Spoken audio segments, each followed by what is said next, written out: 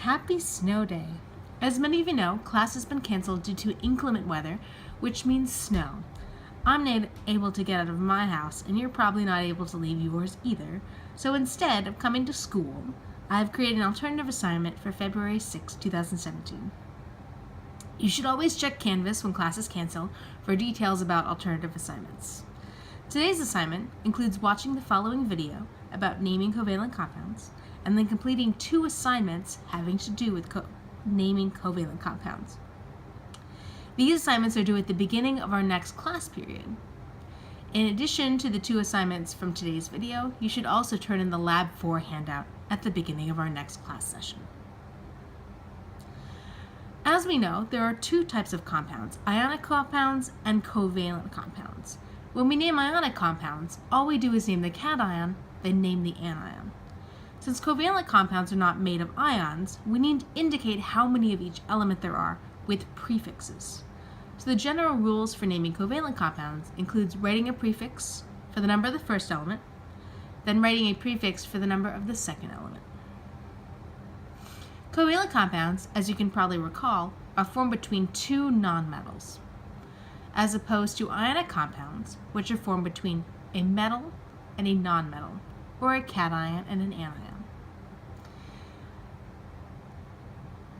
Instead of forming ions like ionic compounds, covalent compounds form covalent bonds, where electrons are shared between atoms, not gained or lost. Our polyatomic ions, like ammonium or nitrate, have covalent bonds within them, but overall have a different number of protons and electrons, giving them a charge.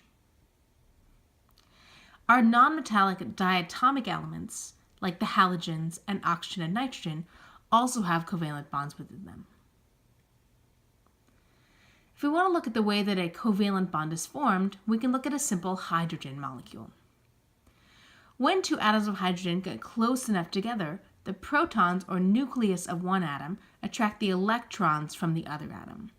The atoms move closer and closer and closer together, with the protons and electrons attracting each other, and form a more stable octet, or for hydrogen's case, what we call a duet. These 2 shared electrons between the hydrogen atoms are called a covalent bond. When we name covalent compounds, in order to indicate how many of each type of element there are, we use prefixes. These are the prefixes that we'll use for covalent compounds. If we have 1 of an atom, we'll say mono. If we have 2, we say di. If we have 3, we say tri, and so on. For Chem121, you will not need to memorize these prefixes, as they can be found on the back of the periodic table. When we name a covalent compound, we use a prefix for the first element, then use the first element's name without changing it, put a space, then give the prefix for the second element, name the second element, and change the ending of the second element to IDE. All of our covalent compounds in Chemistry 121 will end in "ide." Ionic compounds do not need prefixes, since we can use the ion charge to predict how many of each ion are present in the formula unit. Now for some examples. Say we have a covalent compound made between 2 nitrogen atoms and 6 fluorine atoms. We begin the name by indicating how many nitrogens there are, then how many fluorines. This compound is called dinitrogen hexafluoride. Di for the 2 nitrogens, hexa for the 6 fluorines, and then we change the ending of the second element to IDE. This compound you may be familiar with already, as you breathe it out all day long. This compound is called carbon dioxide, di for the 2 oxygens in the compound. A very similar compound with 1 carbon and 1 oxygen is carbon monoxide. The prefixes on the oxygens are very important, as one of these compounds is poisonous to you, carbon monoxide, whereas carbon dioxide we breathe in and out on a daily basis. Some important exceptions that you should know about covalent compounds. As you may have noticed for carbon dioxide and carbon monoxide, we never use mono for the first element. Just naming the first element is enough information to indicate that atom is there.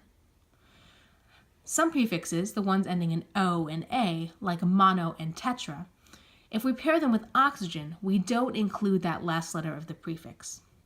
For example, in monoxide, there's only one O, not 2. It's monoxide, not monoxide. Here are some multiple choice questions that I'd like you to use to practice naming covalent compounds. At this point, please pause the video to answer this question. The correct answer for this question is dinitrogen tetroxide. 2 nitrogens, 4 oxygens. That important exception of dropping the A after tetra can be seen in tetroxide. It's not tetraoxide, but tetroxide. Now try this one. Pause the video to attempt the question.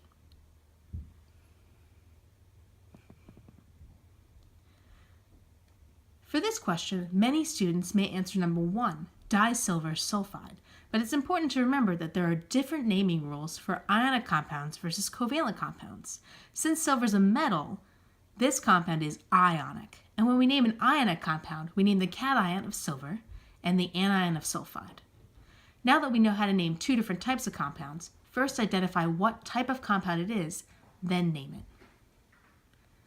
Pause the video to try this question.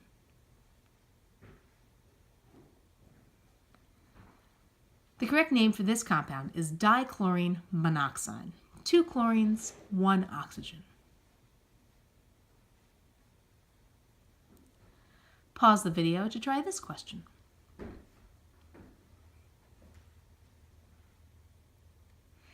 The correct answer for this compound is phosphorus pentachloride. 1 phosphorus and 5 chlorines. The assignments for today's class, since it was canceled due to snow, include the following.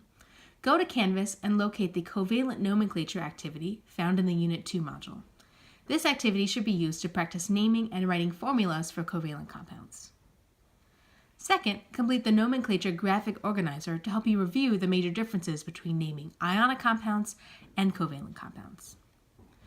Both of these activities and the Lab 4 handout are due at the beginning of our next day of class. If there's no snow tomorrow, you'll turn these in on Tuesday, February 7th. If class is canceled tomorrow due to inclement weather, be sure to check Canvas tomorrow for an alternative assignment. Enjoy your snow day.